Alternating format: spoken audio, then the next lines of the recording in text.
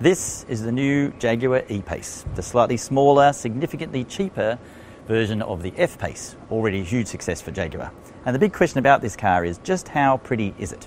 Well, a friend of a friend of a friend of mine, of a mate of mine, who I might have once met at a barbecue, rang me recently to say he was worried that this car had driven his friend insane. Yes, his mate had called up and said, I'm buying one of these, even though I've never seen it in the flesh, I've never driven it, I don't really know how much it costs, I just have to have one. And that was based purely on what it looked like in a picture. So it must be pretty, or reasonably beautiful. But is the beauty more than skin deep? That's what we're here to find out.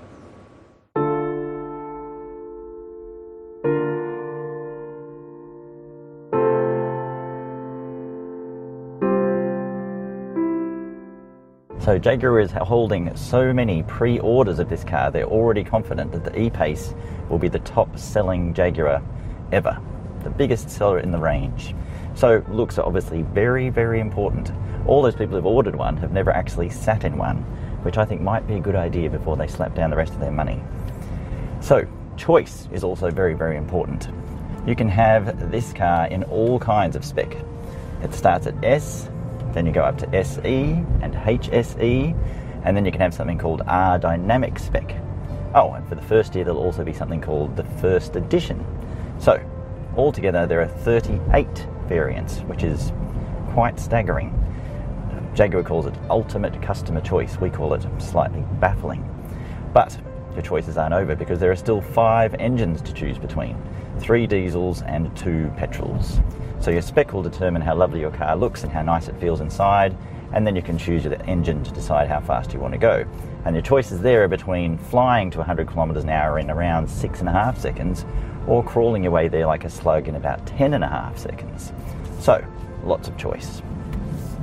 Almost no matter which spec you choose, however, the E-Pace really is a beauty.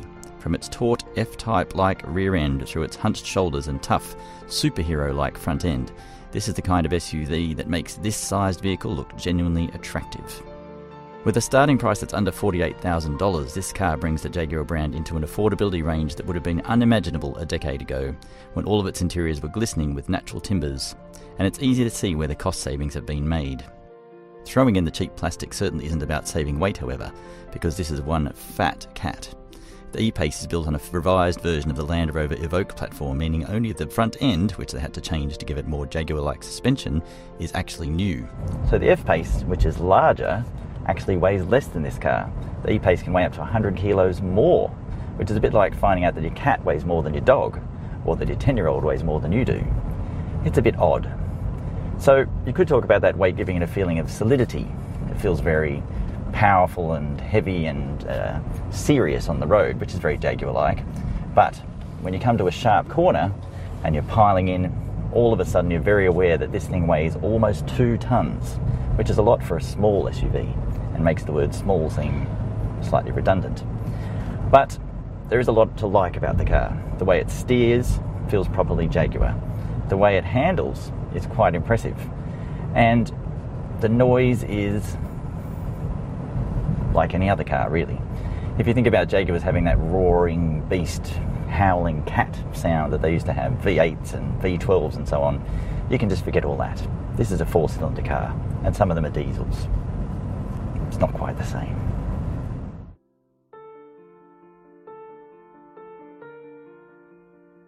Car companies talk a lot about something called perceived value. The perception of what something is rather than what it is very important. I perceive myself as very attractive, for example, whereas other people might not.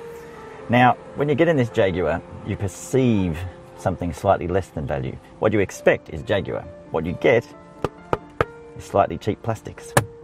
Some of this feels a little bit like a kid's lunchbox. What it doesn't feel like, what it doesn't sound like in particular, is Jaguar quality. That, to me, would be a bit of a disappointment if I'd ordered one without actually sitting in it. It's not awful, and it is what you should expect when you're paying less than $50,000 for a Jaguar rather than top spec. When you lift up your price and you pay more for the higher spec levels, you do get more leather around you, nicer leather seats, nicer feeling things. But this part around here, which you will touch every day around the gear shifter, still does feel cheap. It's not quite the perceived value that you'd expect from Jaguar.